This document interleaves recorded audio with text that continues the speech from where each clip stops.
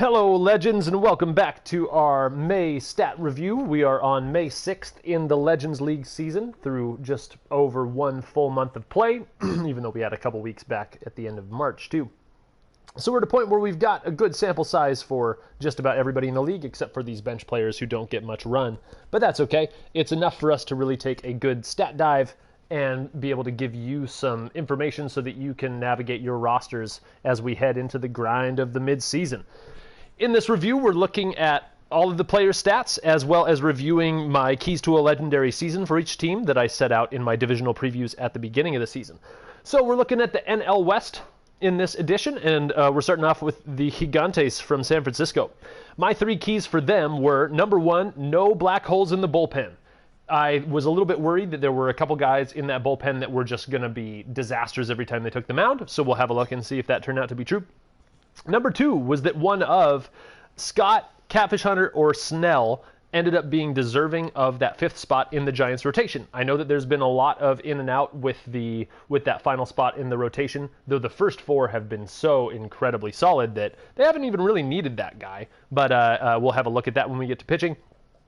And my third key was that a meteor doesn't wipe out this lineup, because this lineup just looked to be so bulletproof that I thought the only thing that could happen to them is some kind of extraterrestrial incursion or something of a similar sort.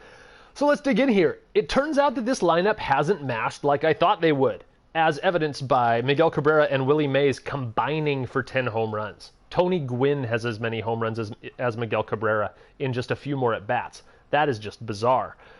Looking down at the guys who haven't gotten much onto the field, first, Jose Ramirez, Cap Anson, Orlando Cepeda, Eugenio Suarez, who's a new addition to this team, and Hugh Duffy, who's also a recent pickup. They haven't seen as much run as some of these guys. Suarez I think he got drafted by the Mariners and then got dropped and had a really good stint with, I think, the Rangers, and then he got picked up by the Giants. He's still got that flame next to his name. I think a lot of those 7 home runs came in his time with Texas, so don't read too much into Suarez's stats. But for the most part, I'm not paying attention to the bench guys in this run-through because they just don't have as much of a sample size. I guess I'll have to click down here for Hugh Duffy. This is also a somewhat recent pickup for the Giants, who was occupying a starting role. I believe it was for the Red Sox. So a lot of his stats did not come in orange and black, so we won't be paying too much attention to him either. But from the main guys, what I'm really looking at right at this point in the season is things like runs, RBIs, home runs, but really focusing on RBIs. So there's nobody who's standing out to me as a run scorer. A lot of teams have one guy who stands above the rest of the field as actually touching the plate more than the rest of the lineup. Like with the Cardinals, we saw that Manny Ramirez is really pacing the lineup. But that's not so for the Giants. Up and down the lineup, everybody is scoring runs and everybody's driving in runs, with the exception of Joe Torre, who, well, we were worried about black holes in the bullpen, but we got one in the lineup. Torre's got 4 runs scored and 9 RBI in 107 at-bats. That's just crap, especially when 2 of those RBIs were from home runs driving himself in. And then Will Clark also only driving in 9 RBIs is not exactly encouraging. And then you got Duke Snider, who's a guy who should be filling in the strong side of a platoon. I believe he's in one of the corner outfield slots. And he had a really hot start to the year, but his average has dropped down to 255, and he's only hit 3 home runs and driven in 11 RBIs despite hitting for 102 at-bats. So take what you will from that. Max Carey's another guy who had been on an absolute torrid streak for the Red Sox until the Giants nabbed him at the most recent waiver period, so don't read too much into Carey's stats as he is settling into a platoon role for the Giants when he had been a full-time starter for the Red Sox. In terms of run producers, there are 4 guys who have driven in 20 or more. That's Willie Mays, Max Carey, Miguel Cabrera, and Manny Machado. Miggy and Machado are 2 guys who were on the losers part of our Legends and Losers segment on our podcast a couple weeks ago because they had really gone for a bunch of offers. Both of these guys I've noticed will have a big game, a 3-for-4 with a home run and a bunch of RBIs or something, and then they'll just go quiet for the rest of the week. It's really quite odd. So looking for these guys to step out of just having the big game and turn into consistent run producers, because there's really nobody else in this lineup that's getting it done in that way. You really need Miggy to be that cleanup hitter and be driving guys home. You can't really, I don't think in the Legends League you should be relying on Machado to be your primary run producer. Suarez has driven in 18. Again, a lot of that was with Texas. I don't know that there is room for him on this roster to have his morale be high enough to keep up that production. We shall see. 10 steals each from Gwynn and Carey. That's pretty cool. And 6 from Willie Mays. Willie Mays has been the biggest surprise on this team in the bad direction because he was the second overall player taken right behind Ken Griffey Jr. and arguably should have gone first overall because his stat profile across the board is as good as anybody in this league, especially for being a 5-tool player that brings that high of a bat skill to the lineup. His 98 clutch, I think the Giants have him hitting second. I know they've done some reworking of the lineup, but I wonder if his clutch rating is being a little wasted with him that high in the lineup. Maybe him hitting 3 or 4 would give him more run-producing opportunities and allow him to play up into his stats a little bit more than just relying on Gwynn to get on base ahead of him. Though Gwynn's on base at a 340 clip, so he certainly is on base enough for Willie Mays. We'll have a look at those runner in scoring position splits here once we get to the far right of our stat look. So Mays hasn't been entirely disappointing. He's got a 350 on base percentage. He's walked 19 times to 28 Ks. That's pretty solid. Not going to worry too much about that. Max Carey, again, this new addition, he's one of the top players in the league so far and had been doing so in a starting role for Boston. It'll be really interesting to see if he can keep this on base percentage above or around 400 as he gets used to his new platoon role. Miguel Cabrera, despite some struggles, is on base at a 369 clip. Jeff Kent, 326 is pretty solid. Machado also, despite his struggles, is on base at a 347 clip. Duke Snider at 372. That's a lot higher than his batting average. Go Duke. 14 walks to 24 strikeouts is pretty solid.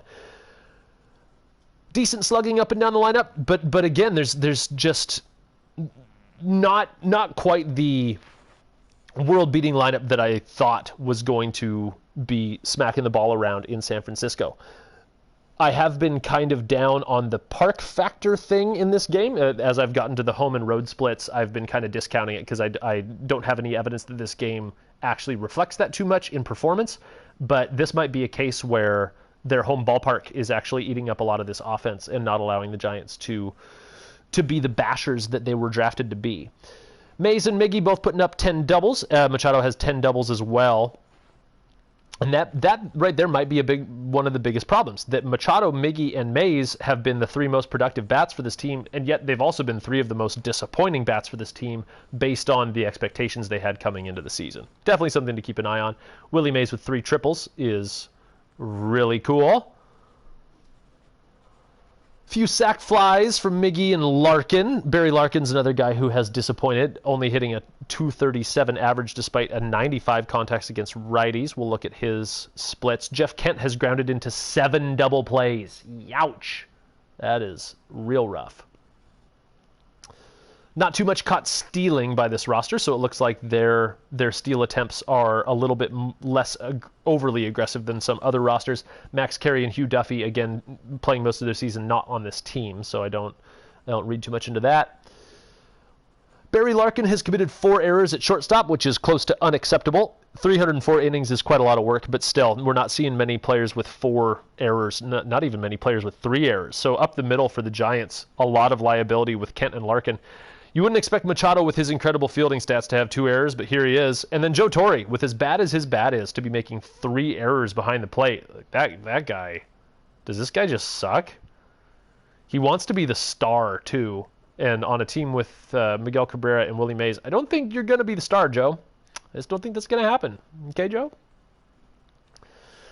Scrolling over here, Max Carey leading the team in WAR, even though it was for a different team. Willie Mays has already racked up 1.8 despite what looks like a disappointing season, but surprise, surprise, he's actually still bringing value even when he's not performing up to expectation, which means once he turns it on, that's going to be one of the most valuable players in this game. Looks like nobody in the starting lineup outside of Will Clark has a strikeout rate over 20%, which is fantastic. More worrisome, though, is those walk percentages from Barry Larkin, Jeff Kent, Joe Torre, and Will Clark, again, coming in at 4.75, 6.1, and 6.4%. Good to see solid walk numbers from the rest of the lineup, but those are real rough numbers, especially when these guys aren't hitting for good enough average to warrant that. Jeff Kent may be the lone exception with his 292 average. 246 ISO for Willie Mays. Miguel Cabrera's ISO down there at 163. He really needs to get the pop going. His bat is so good that you figure it's going to come along eventually. Ooh, he's one of the first older players that has already regressed twice. When I see guys get to this level where there are some stats regressing more than -2, I actually go in and manually edit them to bring them back to neutral. So his -3 contact versus left and -6 power versus right shows me, oh, I need to go in and edit Miggy again. But this is the second time that I've edited him. This is maybe 2 weeks ago. I went through and took everybody over 35 and everybody under 25 and looked at their attributes. And if they were, again, more than +2 or -2 at anything, I went and neutraled them out, brought them all back to 0. So this will be Miggy's second edit of the year and will trigger me to go and look at other guys like Trevor Hoffman that are just unavoidably very old in this game. Was there anything I was missing here? Nope. Going to range factor, Tony Gwynn 2.44 is solid in right field. Willie Mays 209 in center. You would expect that to be better. And then Duke Snider coming in just under 2, meaning that he isn't a disaster out there in left field as part of his platoon. He might be playing right, I'm not sure.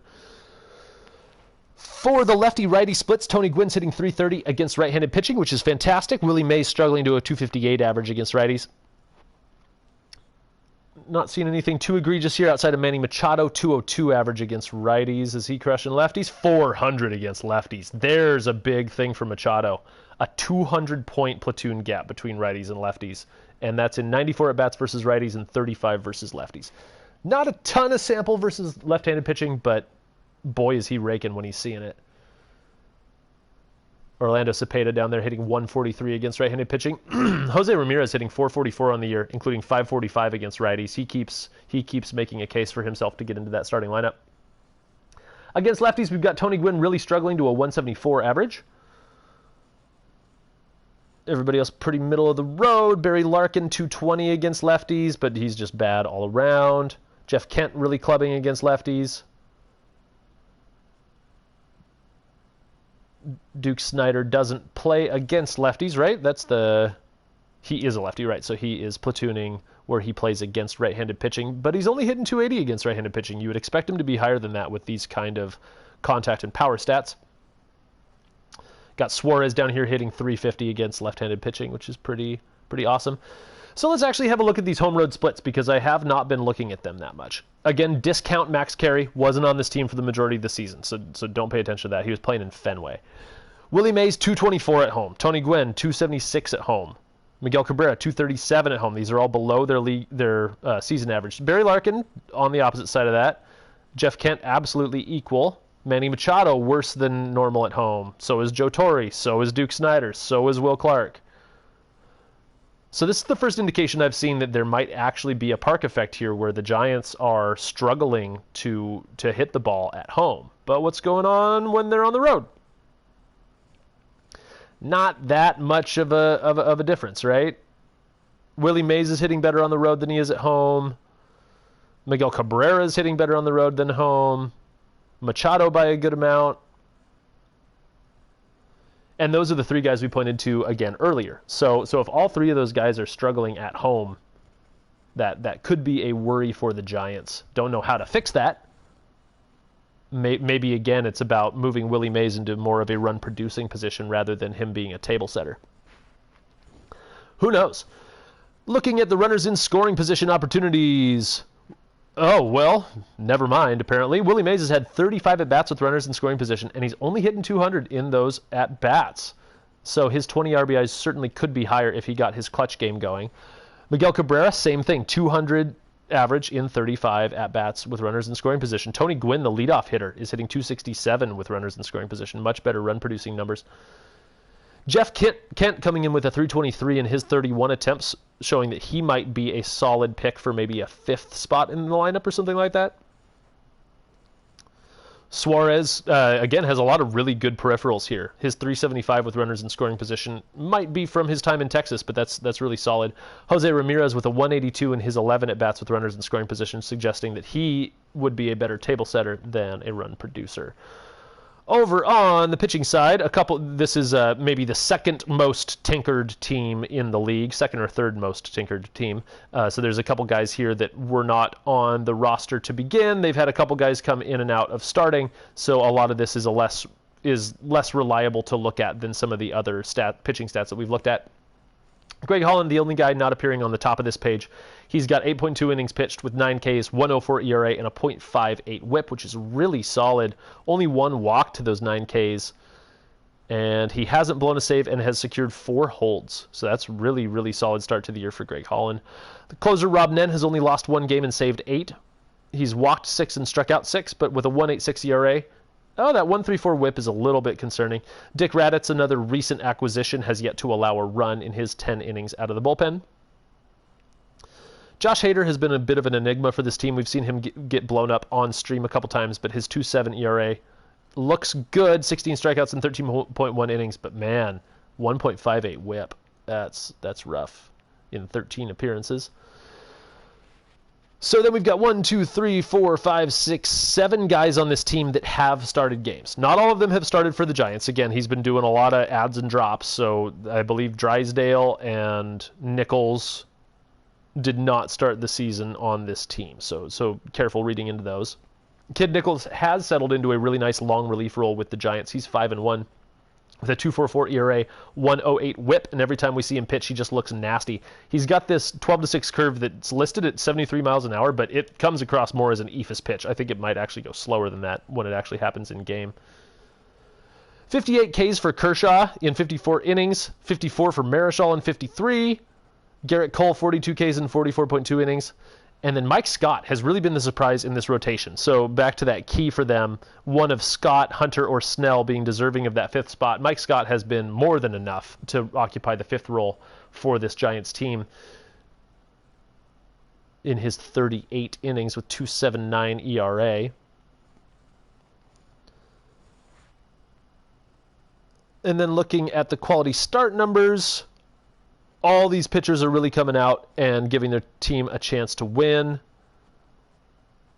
Yeah, so Mike Scott has drawn 5 starts to his 11 appearances. So he had 6 appearances out of the bullpen before he got a full-time rotation spot, and he gave 3 quality starts in those 5 starts.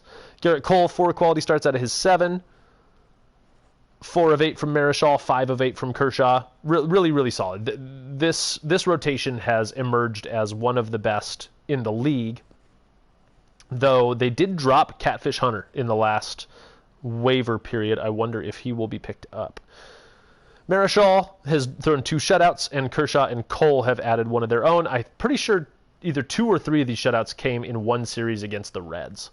So there might be not too much to read into there. The Reds have been pretty streaky. Only 1 home run allowed by Blake Snell, a guy who got a couple starts for this team, but his ERA is at 5.58. That WHIP at 1.34. We'll have to look at his FIP to see if he should be in for rosier times ahead. Solid WAR numbers from Kershaw and Marichal. Surprised Garrett Cole doesn't have a higher win above replacement, because he's been pretty dominant when we've watched him pitch. Kid Nichols almost racking up 1 win above replacement. Solid K numbers. Josh Hader leading the team with 10.8 Ks per 9. And really importantly, this rotation is not walking too many guys. That's really super important. Kid Nichols leading the way with 1.69 walks per 9. He's just been electric. Electrically eephus. So Blake Snell, 3.65 FIP, 2 full points lower than his ERA of 5.58. I do see things turning around a little bit for Snell. The strikeout numbers really shouldn't stay that low. He should be striking out somewhere closer to a batter per inning, especially with so many lineups that whiff so often with so many power hitters. That's kind of surprising to me. And then Kershaw's 2.65 FIP shows that his dominant start to the season is no mirage. Alrighty, looking at division rival, the Padres, who I believe are leading the division. At least they were until recently, and I think they're still on top. And a lot of it has come on the back of this rotation. Let's look at the keys to the season from the Padres from the divisional preview. Number 1 was to get on base enough to make the speed worth it. This team invested a lot in really speedy players. Tim Raines hitting out of that leadoff spot, Willie Wells hitting second, and we'll see if their on-base numbers are matching it so that they can actually have their speed work for them. The second key was that McCovey and Greenberg combined to hit over 80 home runs. I don't think they're on pace for that. We'll have a look here in a sec. And then what? I'm having trouble deciphering my own chicken scratch here on my notes that I had. Less than or equal to 3 runs through 6 innings. Cool. So I was thinking that his starting pitching needed to keep a 4.5 ERA or lower, which equates to basically a quality start. Because if they got through 6, well, then they've got arguably the best bullpen in the game with Raleigh Fingers, Dennis Eckersley, and Ali Reynolds.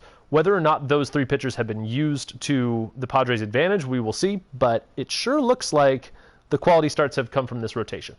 Rogan, Page, Lincecum, and Gomez are all on fire, absolutely crushing it. Lincecum is 1-4, which is surprising because the skill has definitely outpaced the results.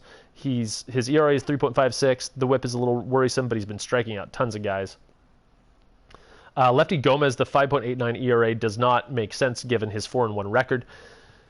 And then we've got Babe Adams, who's the 5 starter on this team with a 6.68 ERA. I wonder if he's going to hang around. But then you've got Satchel Paige and Bullet Rogan, who are really emerging as the 1 and 2 for this team, even though Tim Lincecum is the nominal ace. Interesting to watch for.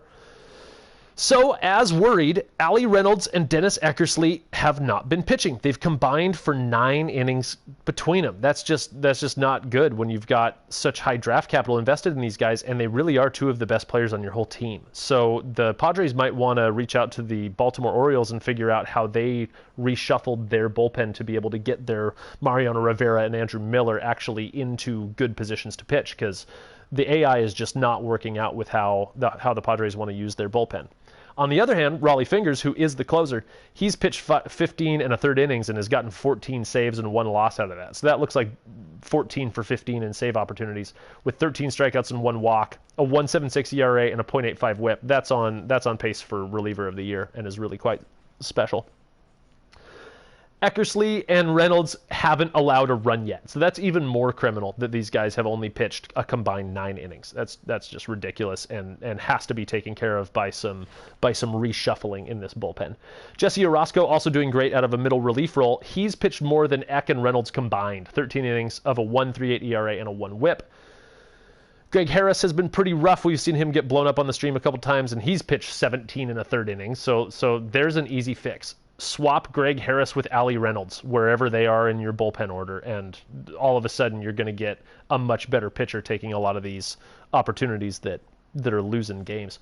Johnny Cueto's pitched 26 innings, and he's actually been admirable. 3.71 ERA is really, really good in this league. 66 strikeouts in 54 innings. Got to point that out as amazing for the real Joe Rogan, Bullet Joe Rogan.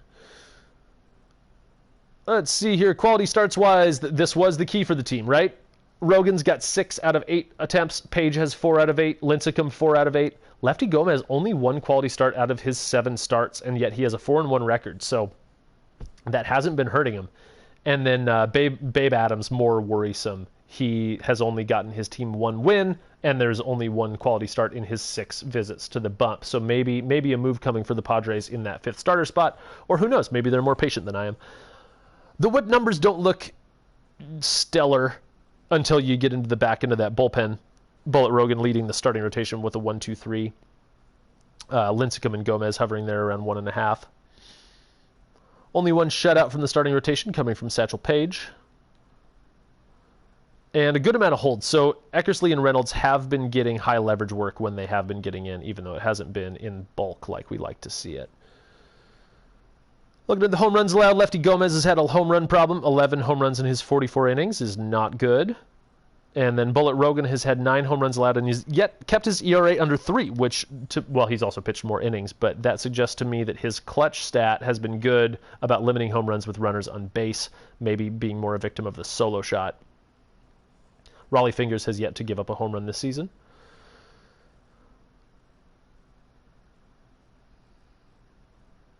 Yeah, Rogan, Page, and Lincecum, 3 starters with Ks per 9 over 10 is really something to see. I don't think any other rotation has that, at least that I've seen so far in these reviews.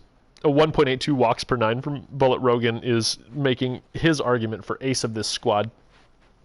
These 4 walks per 9 numbers are a little bit worrisome to me, and something that I'd like to see come down, especially from somebody as good as Satchel Paige.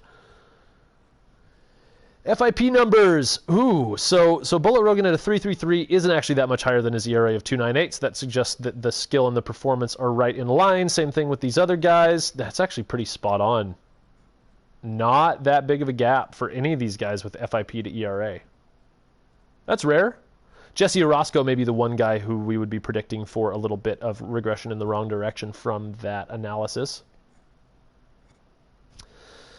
Over to the lineup. Let's see if the speed has been worth it. So looking at the guys who haven't gotten in much, Ryan Braun, Javi Lopez, Gleyber Torres not seeing much of the field, nor is Chris Bryant. Joe Mauer seeing some as... Oh, I think Javi Lopez and Joe Mauer are splitting a platoon at catcher. Would explain both of them having low at-bat numbers. So for the starting lineup, Willie McCovey is leading the way with 14 home runs and Hank Greenberg with 10. So, hey, I was saying they need to combine for 80 home runs. They've already combined for 24, and we're a little over a month into the season. So they are definitely on base to hit that key. And I really thought that was a big key because you don't see much other power on this team. Tim Raines has knocked 7 home runs out of the leadoff spot. You don't expect that to keep up. Josh Donaldson has hit 6. Yeah, I'd expect that, and maybe that pace keeps up. Don't expect Joe Morgan or Willie Wells to hit many more. So you really do need McCovey and Greenberg to keep mashing like this to make all these table setters efforts worth it, right? Looking at RBIs, it's McCovey leading the way with 33. Greenberg with 28 is great. Somehow Tim Raines, the leadoff guy, has 24 RBIs, which maybe means that the bottom of the order is getting on base at a good clip. We'll look at that in a second. Josh Donaldson with 20 RBIs. So there's some solid run production from this roster. Nobody really standing out as the run scorers, although, yeah, Joe Morgan, Tim Raines, and Willie McCovey, the speedsters, are definitely setting the table and coming around to score. So all signs pointing good on that. 8 steals from Tim Raines, 8 steals from Joe Morgan. They're going to be near the league leaders in steals. This whole team will be. Cristobal Torriente, who hasn't been hitting all that well, he has 4 steals to his name as well. For the rate stats, again, focusing on OBP more than anything, Willie Wells with a 381 is definitely deserving of that 2 spot in the lineup. I don't believe that the Padres have found him. Oh, no, they picked up Gleyber Torres to be able to give him some rest, but with that 118 average, Wells isn't going to be getting many days off until Gleyber can get clicking. Hank Greenberg, 381. So I think he's the 3 hitter in this lineup, which is perfect. High OBP, high run production. That's exactly what you want. And then McCovey is slugging his way to one of the better cleanup hitters in the league. I think he's second in home runs only to Frank Thomas. Maybe Ralph Kiner's climbed up there as well. Only 7 walks from McCovey, but you want him swinging the bat. And you're happy to see these high walk numbers from the other guys who are the table setters. I believe Joe Morgan is the 9 hitter for this team. So that would explain how Tim Raines is getting a lot of runners in scoring position opportunities with a table setter there in the second leadoff spot, right?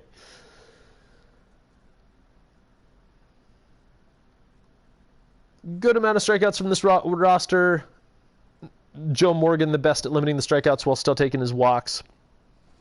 A lot of doubles from these guys. Some triples sprinkled in there.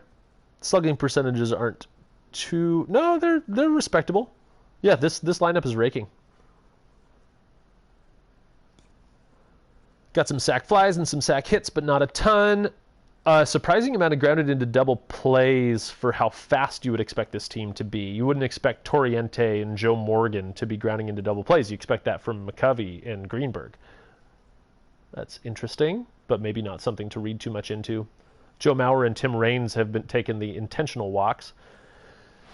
A little bit worrisome seeing all these caught stealing numbers. Tim Raines with 4, Willie Wells with 3, leading to some less than ideal stolen base percentages. So while they're buying a lot of extra runs on the base paths, they're also running themselves out of some opportunities. I wonder how that will reflect over the course of the full grind. Hank Greenberg taking 3 errors, Joe Morgan with 2, but the rest of the offense or defense staying really clean. Only bench players accounting for any other errors on the roster. So really, really nice job on the Padres defense, which could be one of the best, if not the best, in the Legends League. as evidenced by 1, 2, 3, 4, 5, 6, 7 guys accruing 1 WAR already. That's solid. With Cristobal Torriente coming in with 0.8, he'll be up over 1 really quickly. And I think a lot of that is coming from solid offensive profiles and solid defense. It's the combination. Good walk rates, not too troublesome strikeout rates, except for that McCovey. But again, you want him swinging the bat. You don't want him taking his walks. He's your cleanup hitter. Clean up them bags. 329 ISO for McCovey, 289 for Greenberg. I was telling the Padres GM that, one more masher on this roster, and I think things look a lot different. If they can take one of these guys who's underperforming, maybe a shoeless Joe Jackson, who is kind of redundant on this team and has been underperforming given his skill set when there are other guys who do the same thing but are doing it better. If you replace him with a slugger out there in right field who doesn't hurt you defensively, like maybe a Juan Gonzalez, if you could pry him away from the Cardinals or somebody like that, because he's currently occupying a platoon, that could really make this lineup hum a little bit more and turn a lot of these opportunities into real big innings. On to the platoons. Willie McCovey hitting 308 against righties. Willie Wells 337. Joe Morgan 303. They are just raking against righties. Joe Mauer with a 319. Not seeing anybody really struggling against right-handed pitching except for Torriente, Chris Bryant, and the bench guys. But those are small samples, so you don't worry about those. And then versus lefties, McCovey's just raking versus everybody. Raines is struggling versus lefties, which you wouldn't expect with his higher contact stat against lefties. Only 35 at-bats, though. Willie Wells, a 205 average against lefties. So this is the third elite team that seems like they may have left-handed pitching as their kryptonite, going along with the Tigers and the Cardinals. So they are, clubbing against the righties, which we're seeing at a rate of more than 2-1 in this league. But when they do come up against a good lefty, it looks like they can absolutely shut them down, except for Greenberg and McCovey. But if you keep these guys off base, and Raines and Wells and Morgan aren't out there to run all over you, you live with a couple solo shots from McCovey and Greenberg, or a loud double that looks like something but doesn't come around to score. Home and away splits. Again, this is more fodder for why I don't trust these. The Padres are another team who you would imagine have crap splits at home, and yet McCovey's hitting dongs. The whole team is raking at home. They're not being brought down by Petco at all. I think home run road splits in this game are just garbage. Just throw them away. Don't even look at them. I'm hovering on them so you can see if you want, but I would recommend ignoring those entirely. But this runners in scoring position thing, boy, do I think this is a skill. Hank Greenberg, 324 with runners in scoring position in 37 opportunities. Willie McCovey, only 233, which is surprising because he's got 33 RBIs. So maybe in the hits that he's giving when he's able to have these opportunities, maybe he's crushing home runs with runners in scoring position, but you'd like to see that come up from your cleanup hitter. Willie Wells doing great with runners in scoring position. Joe Morgan, not so much, but that's why he's a end of the lineup kind of guy, and his job is to get on base in that second leadoff hole, not to drive guys in. Josh Donaldson, bit of a worry. He is clubbing home runs, but 194 average and 31 attempts with runners in scoring position. That's you'd rather see that occupied by another guy who can actually bring the bacon home.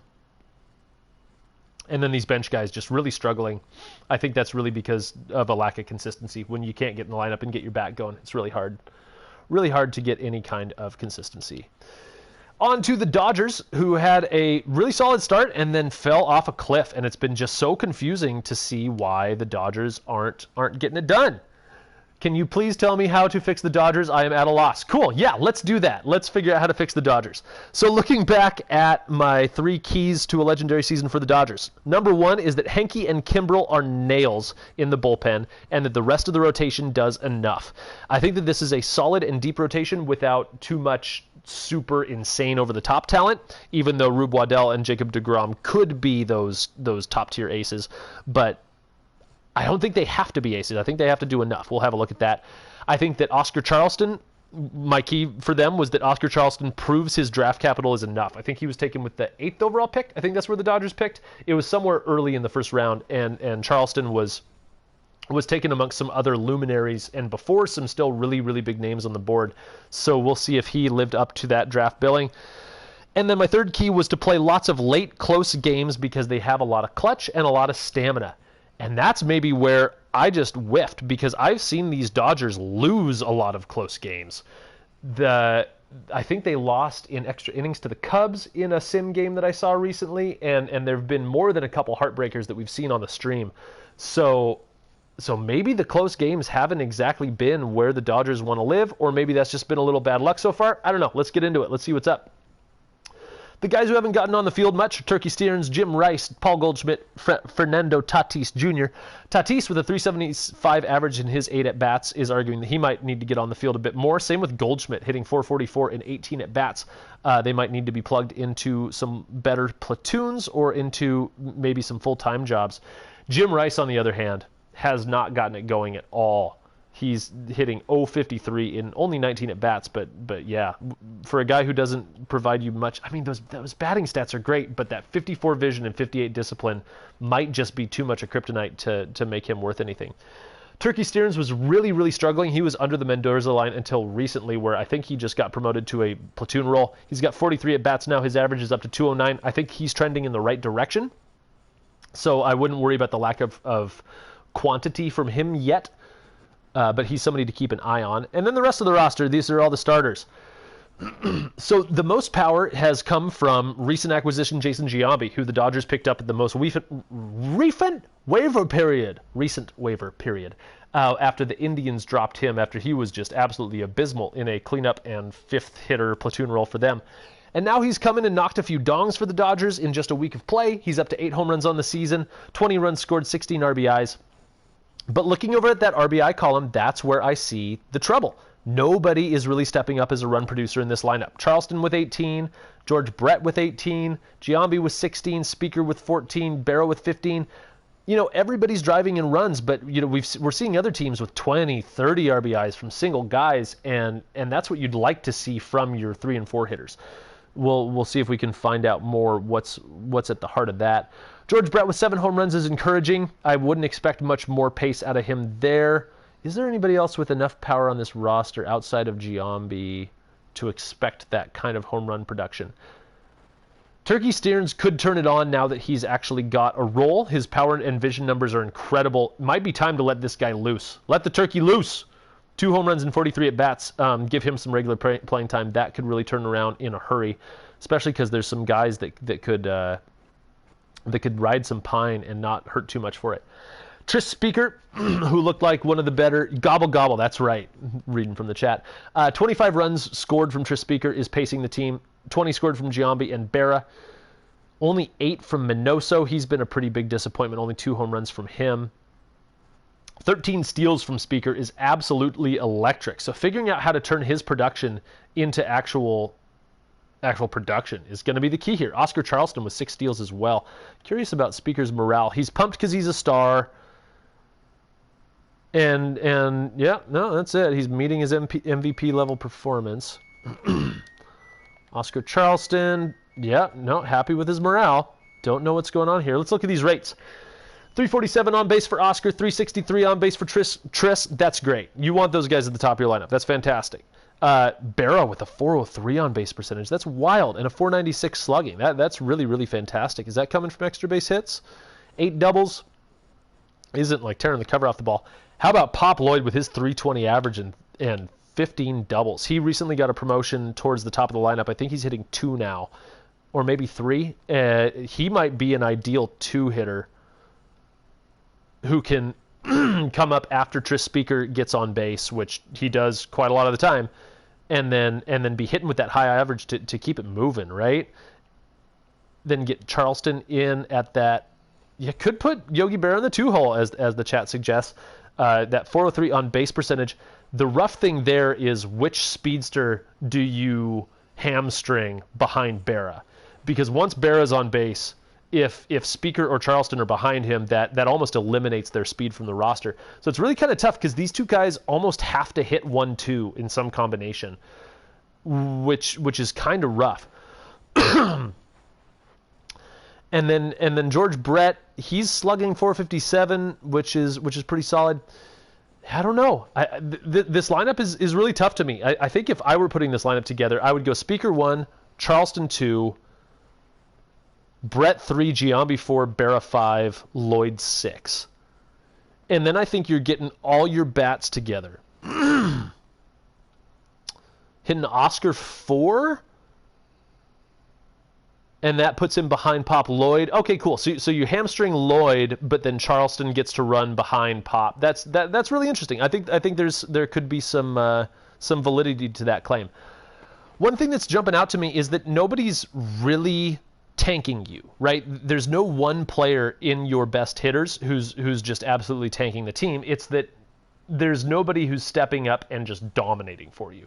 You got Berra and Pop Lloyd both hitting over 320, but there's nobody who's hitting the cover off the ball with all those homers. So I don't think there's too much to worry about. Getting Minoso out of the top of that lineup was really huge. That's already been done. Santop hasn't been too great at catcher. But yeah, I don't think you need these guys. I think Turkey Stearns could be one of the better 6 or 7 hitters in the league if he gets the everyday opportunity to do so with those crazy power and vision numbers. I mean, that's almost McCovey level power stats right there. He just hasn't had the opportunity to get it going. Looking at the walk and strikeout numbers, really encouraged from Tris Speaker, 22 walks to 24 Ks. Giambi, he was striking out a whole bunch with the Indians. I don't know how those K numbers have gone since he's arrived with the team, but with the 74 vision, 92 discipline, I don't expect him to be a total strikeout machine. He should be able to occupy a 3 or 4 slot in the lineup and be fine. George Brett with 22 walks to 24 strikeouts is really fantastic. He might need to be a 5 hitter. Maybe no lower than 6. Yeah, the top of this lineup is doing great. I don't know what's wrong. It's weird. Santop with 9 doubles. There's lots of extra base hits from this lineup too. And this lineup plays great defense. And they're fast. I think it's a bunch of bad luck. There's a lot of grounded into double plays here. 3 from Charleston, 2 from Speaker, 2 from Giambi, 2 from Berra, 4 from Brett, 3 from Santop, 3 from Minoso, 3 from Medwick. That's rough. I think that's a lot higher than a lot of the teams we've seen so far, so that could point to a lot of bad luck just from those situations. Not seeing a lot of sacrifice hits either. So maybe there's a lot of opportunities where guys could be, doing the little thing to just move the runner over, but you just get the bad luck and it's a grounded into double play. Or it's a strikeout or something. George Brett been intentionally walked a couple times. Oh, here we go. Look at all these caught stealing. Brett, 4. Pop, 4. Santop, 2. Doer and Stearns, 1 apiece. Tris, 3. Charleston, 1. 4, 8, 12, 14, 15. 16 outs created on the base paths. That's unsustainable to be able to put together any kind of a win streak. So for a team that is so electric on the base paths, you really hate to see that and seeing these stolen base percentages be so low. So the Dodgers could be a real benefactor of the recent reduction in the stolen base slider. Solid defense from this lineup, as expected.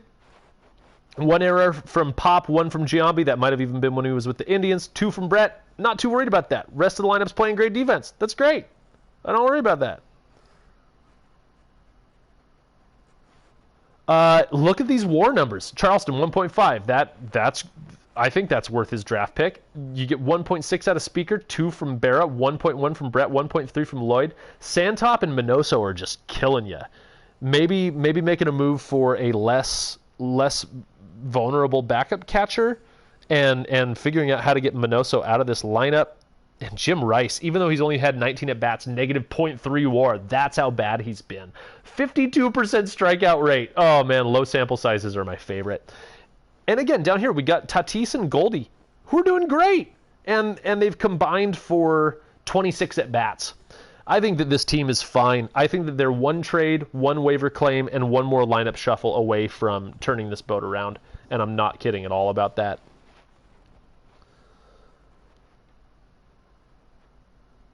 Okay, moving over. Range factor.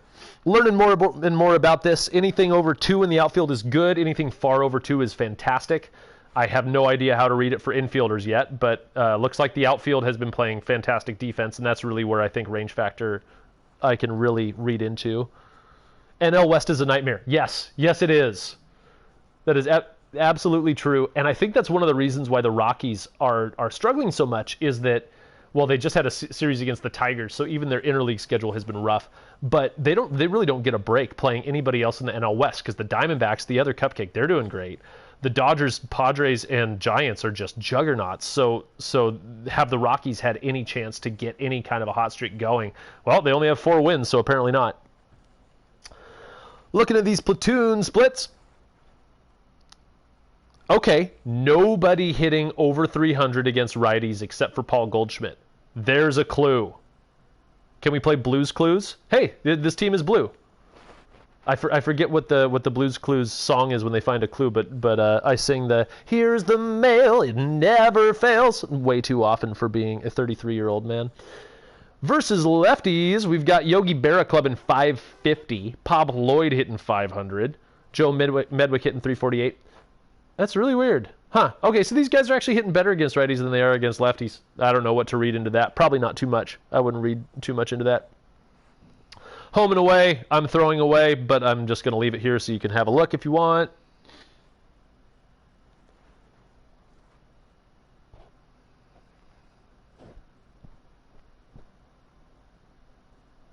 And then with runners in scoring position, this might be another big clue to what's going on this season. Oscar Charleston doing all right, 262 with runners in scoring position. He has 42 attempts, which has only turned into 18 RBIs. Not great.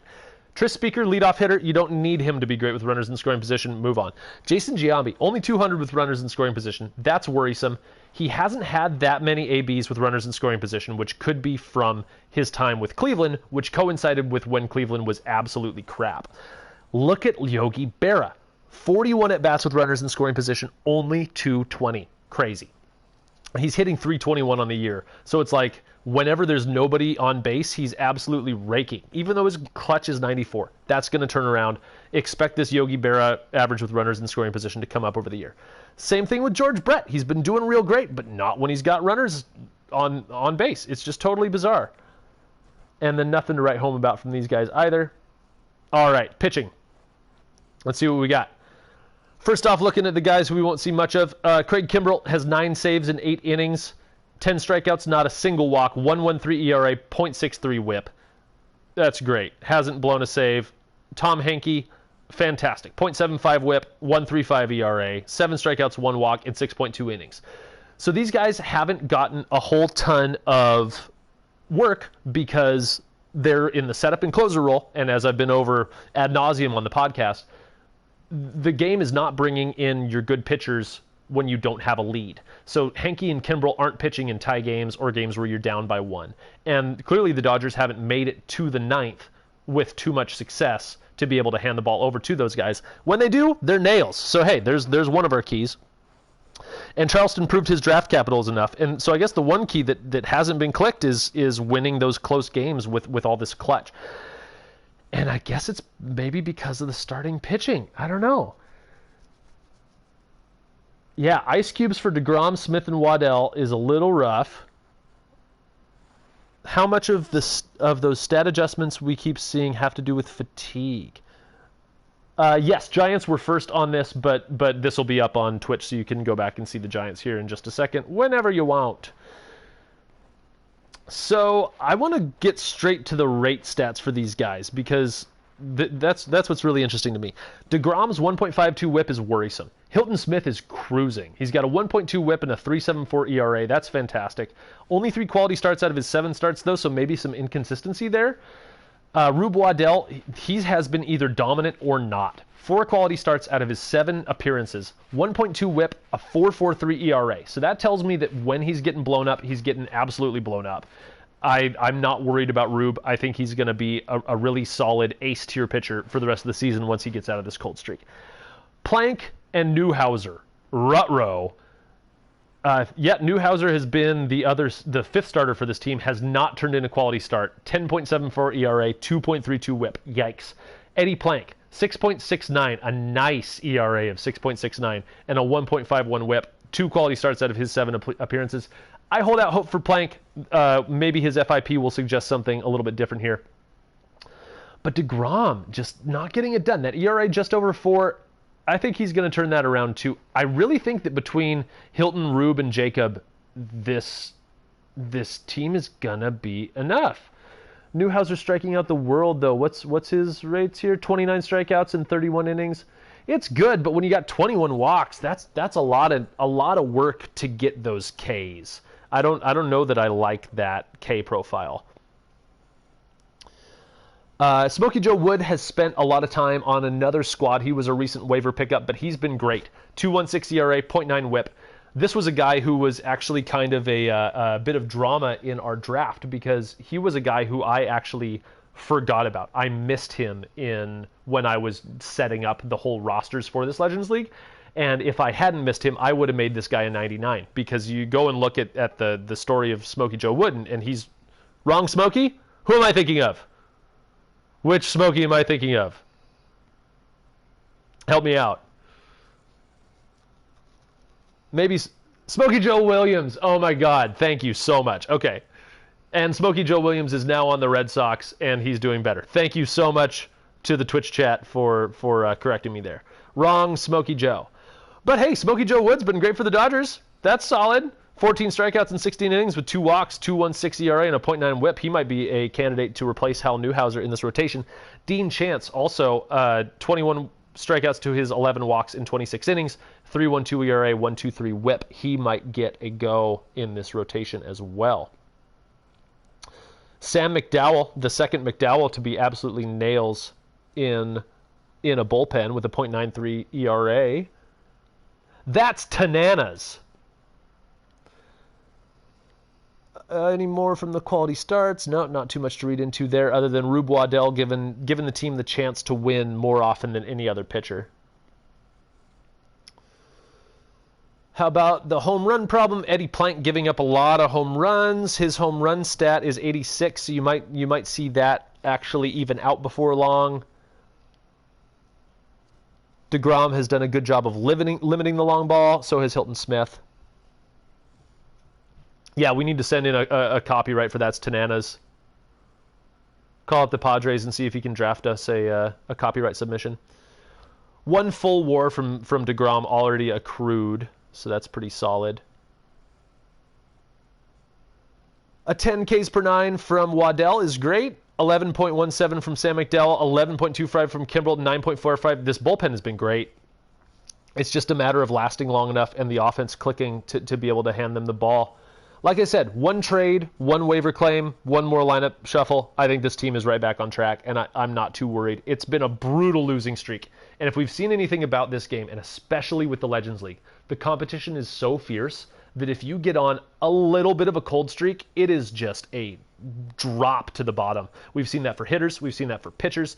And I guess we've seen that for teams. We've seen that with the Indians with their crazy streak. So just like how the Indians turned things around and turned into one of the scariest teams in the league, that could be the future for the Dodgers. And as the Dodgers GM points out in chat, he is worried. And I feel you. I feel you, man. It's tough. Negative feedback loops with morale also mentioned in chat. Yeah, that's absolutely true. Once the team starts performing poorly, like let's have a look at DeGrom's morale here. His individual performance, he's expecting himself to be MVP level, and to him, he's failing, even though he's turned in 1 WAR already in a month. So that's got his morale at -10.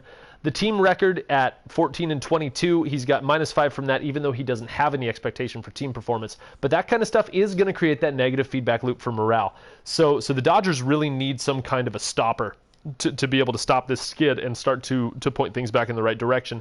And that's why I think I'm not worried. It's just going to take one.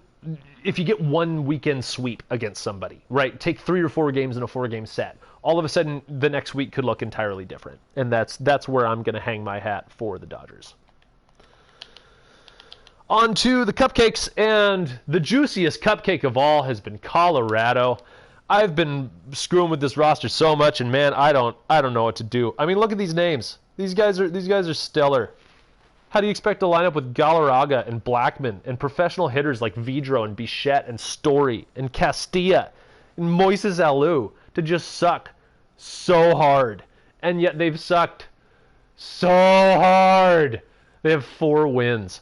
Charlie Blackman has more home runs than they have wins, and he only has 5, which is just ridiculous. Yeah, that's what the Dodgers need. They just need a series against the Rockies where they can get a sweep and start feeling good about themselves. Holy crap. So the best player on this team is the big cat, Andres Galarraga. He's hitting 280, 336, 432, which is just not enough. Need that guy to actually be raking more than he is, but I think this is a victim of a morale feedback loop, because for his role and for one of those weird guys where his contract situation has him stoked, even though the same situation for somebody else might have him just feeling neutral. I just don't know. I'm just at a loss. Trevor Story's been god-awful. Vinny Castilla's just been horrible. Jose Oquendo was one of the bright spots, but then he fell off a cliff, even though his OBP is too high for me to take him out of the lineup.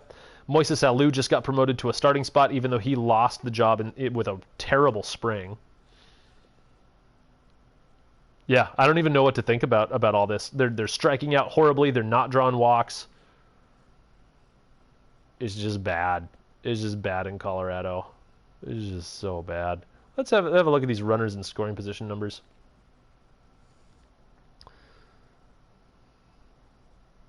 Yeah, well, when Dante Bichette is hitting 135 with runners in scoring position, might need to send them to Hada. Yeah, but then the Marlins lose a great piece, and the Marlins aren't exactly a world beater, and they really need Tejada. You know, it's really tough for me to cannibalize the other cupcakes to go and fill holes in other cupcakes. Instead, what I've been doing is I've been going and trolling the AAA and AA numbers to see guys who just barely missed the cut, who are crushing. And a couple of those pitchers got onto the Rockies roster recently, and I think have given them some much needed relief. But yeah, I really hesitate to take the best player. Well, no, the Marlins have a few really, really good players, and Tejada has come on like a rocket. Mark Burley, who was drafted by the Orioles in our draft, has been a huge disappointment in his new role with the Rockies. The new guys on this roster are Alex Wood, Blake Treinen, Ben Sheets, and Sonny Gray. Sonny Gray sadly got promoted to this team just in time for a matchup against the Rockies where he got promptly demolished. Jim Bagby is another guy who was absolutely dominating AAA and then came up and faced the Rockies and got demolished.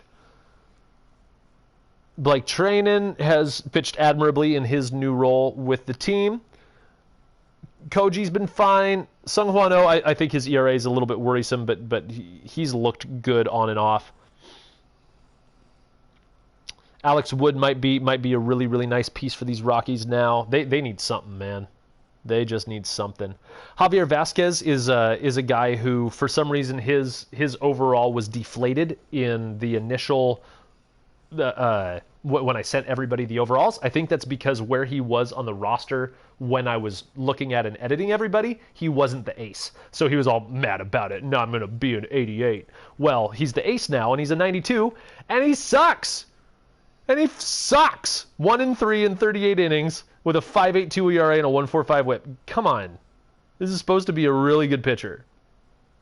I'm just baffled. Just so baffled. 4 quality starts in 7 outings, though. At least he's given him a shot.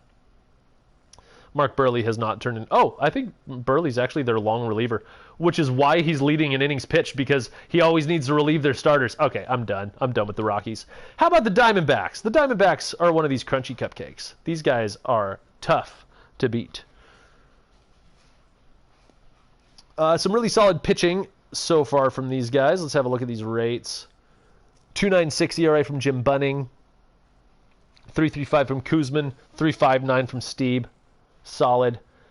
Both Dutch Leonards are on this roster. Only one of them is performing well. Go figure.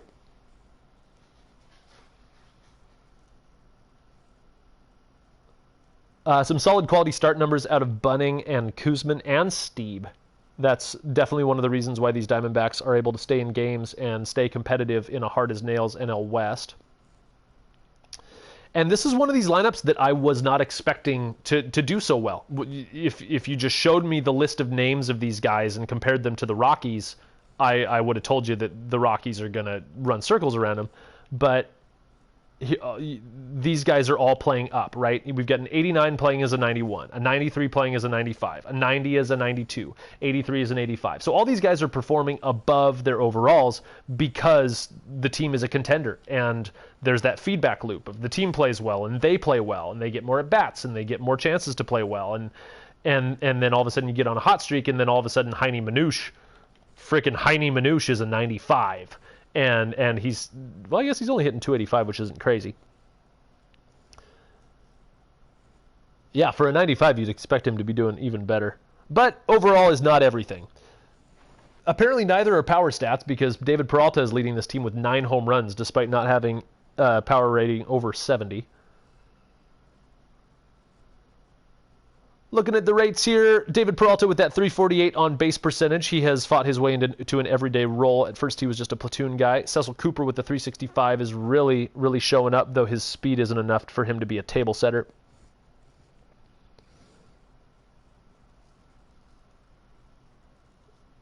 Yeah, how about that 948 OPS for David Peralta? Really don't see that sticking around, but maybe he's one of these guys who could just surprise for the whole season.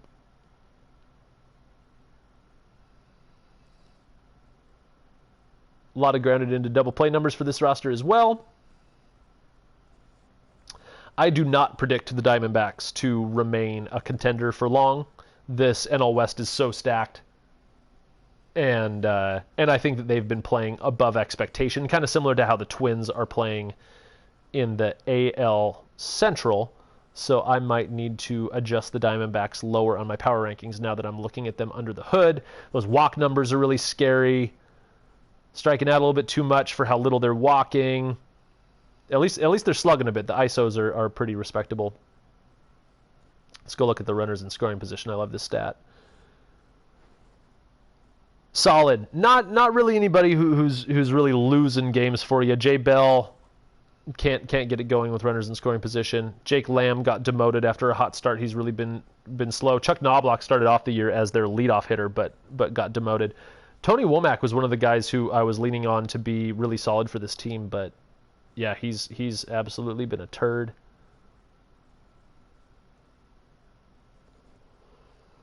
Alrighty, that is it for the NL West. Coming up later today, we're going to look at the AL and NL East.